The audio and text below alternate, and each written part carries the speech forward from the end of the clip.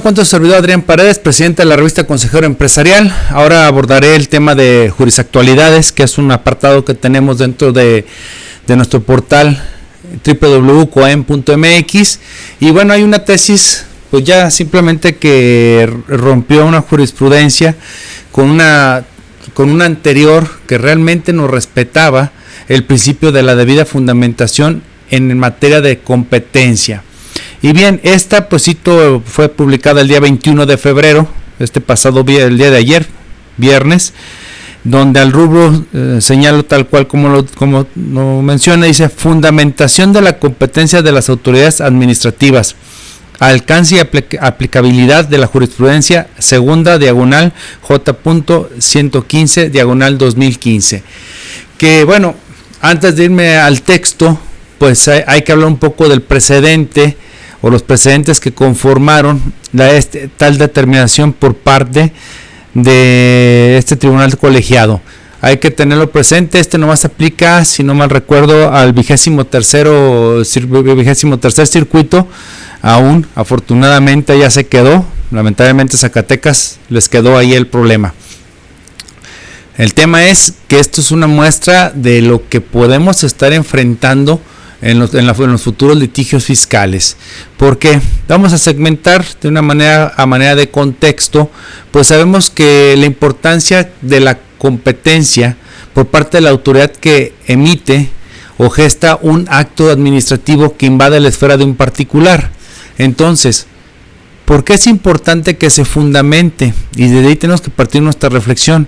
Es importante porque tenemos competencias por territorio, por materia, por grado, por algunas cuestiones especiales o características del sujeto del grupo de particulares que puedan ser afectados por este tipo de actuaciones. Eso lo tenemos desde Gabino Fraga en su libro de Derecho Administrativo. O sea, estamos hablando de los tradicionales o contemporáneos estudiosos del derecho administrativo. Y bueno, con esto pues siento que lo están agrediendo, y estando en su tumba, yo creo que se están retorciendo al ver este tipo de afectaciones a la naturaleza del derecho administrativo. Y máxime porque recordemos, el derecho administrativo está creado para que las autoridades trabajen ordenadamente en el ejercicio de sus funciones administrativas en beneficio de los ciudadanos. Aquí se está estableciendo normas o criterios que, de verdad, voy a citar uno brevemente. La tesis que se refiere al artículo 152 de la ley aduanera. Recordarán que fue declarado inconstitucional ese artículo.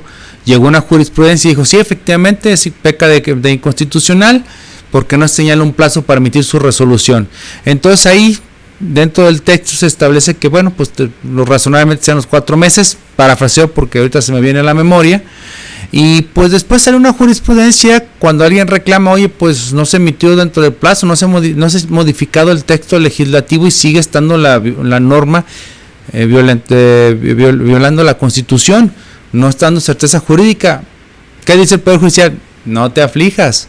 Esa laguna que tenía con la tesis que acabas de mencionar, con esa se complementa y te da certeza jurídica. Válgame.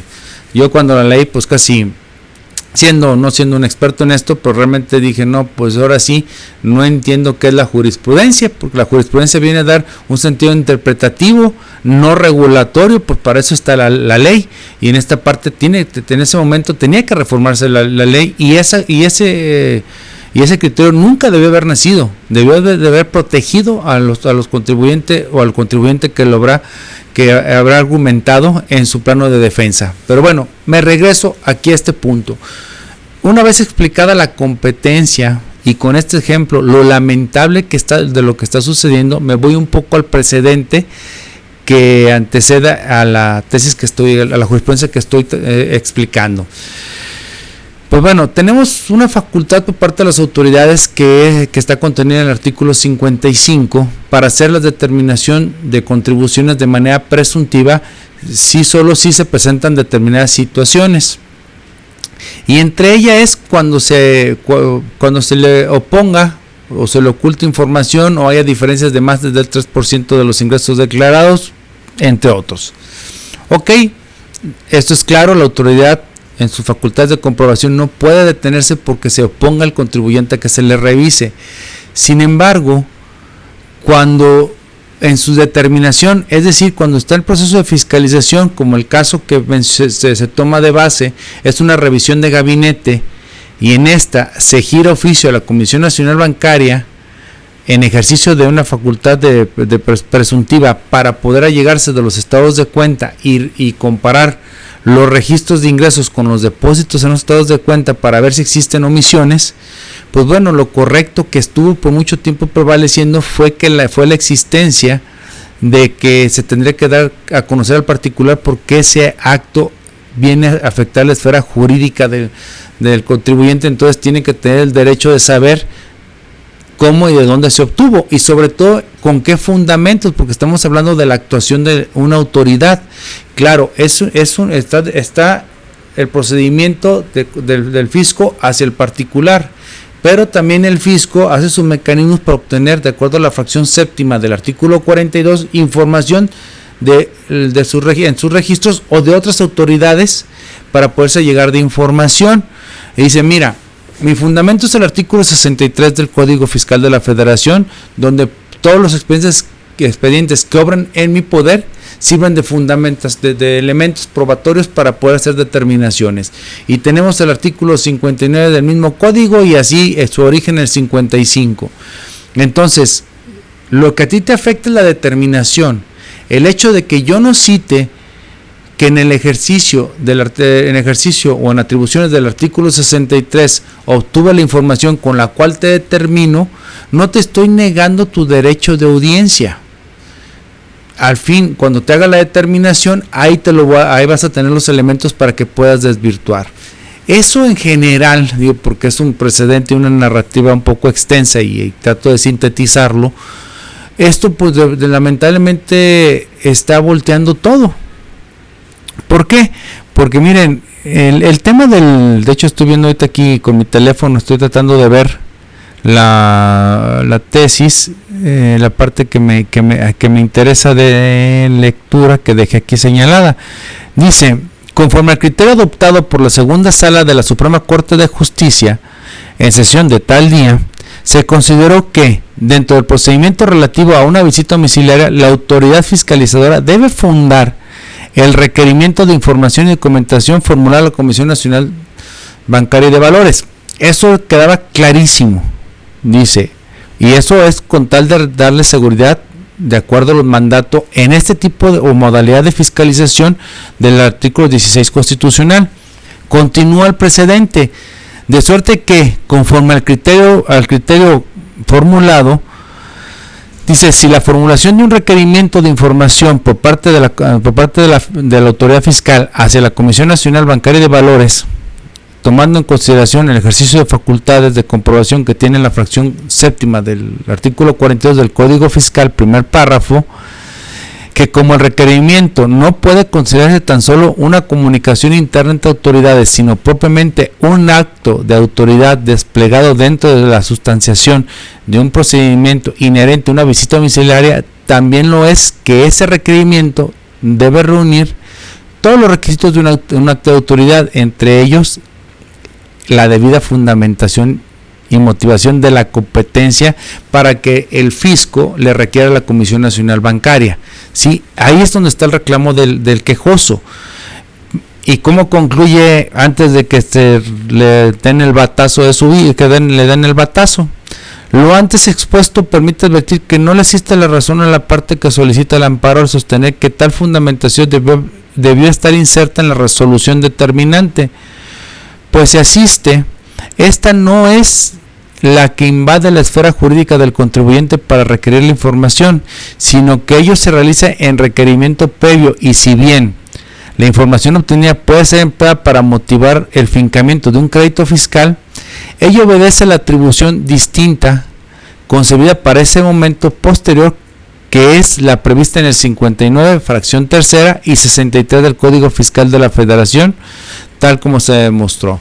Bueno, aquí estamos viendo cuál fue el antecedente de esta lamentable jurisprudencia que viene a darle conclusión a los efectos de la conocida 115 diagonal 2005, pues viene a acabarla. Lamentablemente, pues había, perdón, me escuchó, para que vean que los teléfonos sí escuchan, lo escuchó 115 y pues me sacó una operación. Bueno, aquí tengan mucho cuidado, no del teléfono, presten mucha atención, puesto que ya esto cambió. Recordarán que existió una tesis preciosa, muy bien redactada, que cómo se da la debida fundamentación, señalando en la ley, el artículo, el párrafo, si hubiese fracciones e incisos, y si fuera una norma compleja que no contara con elementos identificables en su estructura, pues transcribir en la oración o la parte que toma como fundamento la autoridad para llevar a cabo tal ejercicio de facultades o invasiones a la esfera jurídica del particular. Pues bueno, con esta tesis pues viene quedando superada, máxime cuando estamos hablando de la competencia. Pues se dice en la calle, piensa mal y acertarás. Es una tristeza este tipo de fallos. Pudo haber sido una mala defensa, lo dudo, porque los argumentos están sólidos los que se presentan. Lamentablemente esto concluye con algo pues complicado. Le voy a dar lectura. Dice: si bien es cierto que la jurisprudencia citada, la 115 diagonal 2005, la segunda sala de la Corte sostuvo que para cumplir con el principio de fundamentación del 16 constitucional es necesario que la autoridad precise exhaustivamente su competencia.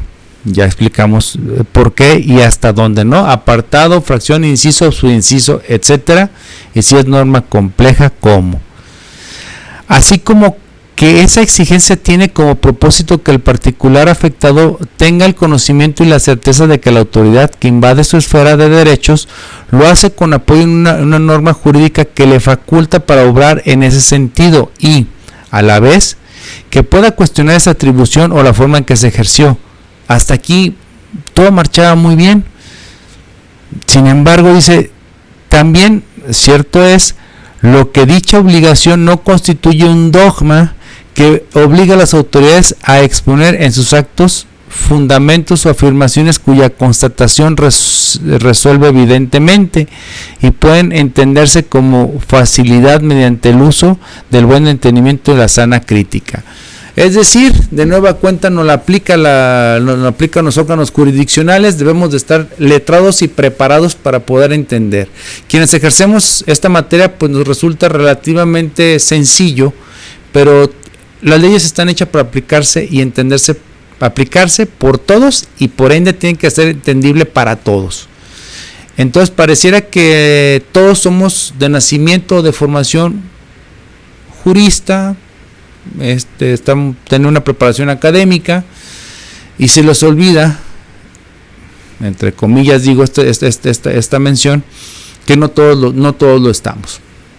A manera de reflexión, recordaremos hace muchos años, 10 o 15 años, si no lo recuerdan, se los platico como una anécdota histórica o un dato histórico.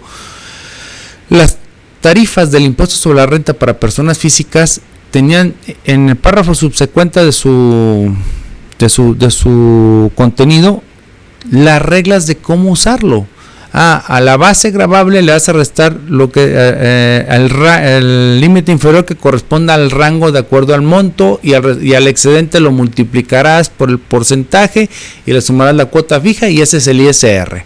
En aquel entonces existía el subsidio y era otra tarifa similar y te decía cómo hacerlo y luego salió lo del crédito al salario y bueno, te explicaba. Cuando entra en 2001 una modificación muy radical al impuesto sobre la renta, eliminaron o se les olvidó esa redacción y salió un criterio muy triste que simplemente parafraseando dice, pues lo deben de saber, es obvio nomás de ver las tarifas cómo se aplican.